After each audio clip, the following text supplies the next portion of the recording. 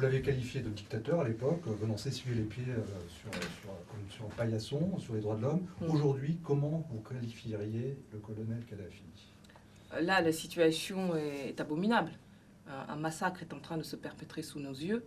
Et c'est cet homme qui disait diriger, aimer son peuple, qui est en train de tirer à balles réelles sur son propre peuple. C'est pas évident, ça, à admettre pour la conscience humaine. Et là, nous sommes... c'est une question d'heures, de jours, peut-être moins, et des jours, des heures qui sont comptées. Parce que cette situation est condamnée par tout le monde, y compris même par le Hamas, y compris même... Enfin, voilà, des ambassadeurs s'en vont, démissionnent, un ministre de la Justice est parti, la condamnation est générale. Mais il faut que le ban sans cesse, parce que ce régime a l'air aux abois et donc déterminé à aller jusqu'au bout de sa démarche. Le fils Kadhafi promet quand même des rivières de sang, de transformer les rues de Tripoli ou d'autres en rivières de sang. La question des sanctions est clairement posée là, pour arrêter ça, au-delà des condamnations officielles. Mais quelqu'un qui fait tirer sur son peuple à l'arme lourde avec l'aviation, même, comment on peut le qualifier? Est-ce que c'est un fou pervers? Déjà, ce régime était paranoïaque, clanique, fonctionnant sur une famille dont le chef divisait pour mieux régner. Il n'y a pas de modèle de régime comme cela.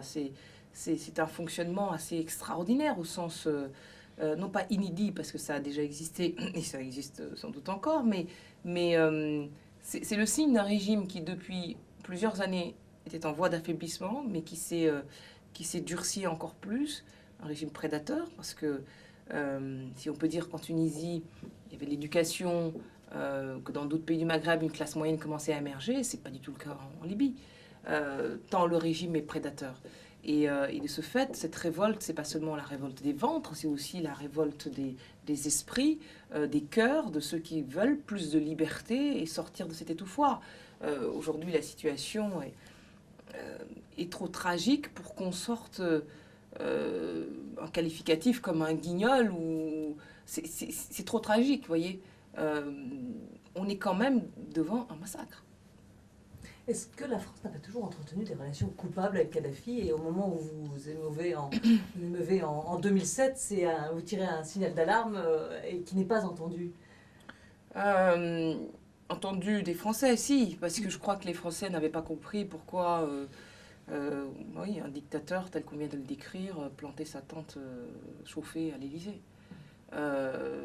Moi, je vous dis, j'acceptais l'idée, et en ce sens en accord avec le président de la République, que le colonel Kadhafi puisse faire une visite en France. Parce que quand vous voulez parler à quelqu'un, pour le faire changer, il faut bien que vous le voyez, que vous discutiez avec lui. Donc, je n'étais pas contre ce principe-là. Ce qui était gênant, c'est qu'il arrivait un jour symbole, celui de la Journée internationale des droits de l'homme, où des opprimés de tout pays venaient en France pour recevoir le prix des droits de l'homme de la République française, par lesquels on s'engageait à les protéger. Et puis, d'autre part, parce que je souhaitais qu'il y ait un discours sur les droits de l'homme, des actions sur les droits de l'homme, à destination du colonel Kadhafi. C'est-à-dire qu'on ne soit pas dans le chèque en blanc. Que s'il avait vraiment renoncé au terrorisme, qu'il le prouve. S'il avait vraiment voulu améliorer la situation des droits de l'homme dans son pays, qu'il le prouve. Et j'avais peur du phénomène chèque en blanc, sous prétexte qu'il avait libéré les infirmières bulgares, ce dont on n'avait pas forcément à le remercier, puisqu'elles n'avaient rien à faire dans ces geôles libyennes. Et vraiment, au début, j'avais cru à ses engagements, comme d'autres d'ailleurs. Je suis allée en Libye, je lui ai serré la main, en me disant les choses vont changer, peut-être là il y a des raisons d'y croire, et quelques mois plus tard, voilà, je perds mes illusions, mes dernières illusions, et là je réalise que ce n'est pas un homme qui entend et qu'il ne changera pas. Quelques mois plus tard, c'est-à-dire en 2007, quand il vient, vous avez compris que c'est inutile de continuer d'avoir... Non, parce qu'avant même d'arriver à Paris, il avait déclaré que le terrorisme était légitime, c'est-à-dire l'engagement de base, qui était uniquement verbal, n'était même plus tenu. Et puis, oui, on entendait les détenus emprisonnés arbitrairement, les tortures, la peine de mort, par exemple. Soi-disant, la peine de mort abolie pour les Libyens, mais simplement pour les Libyens. Pour les autres vivant sur le territoire libyen, non. Donc, c'est c'est tous ces engagements qui n'ont pas été tenus, qui, à mes yeux, ne l'ont plus rendu fiable du tout.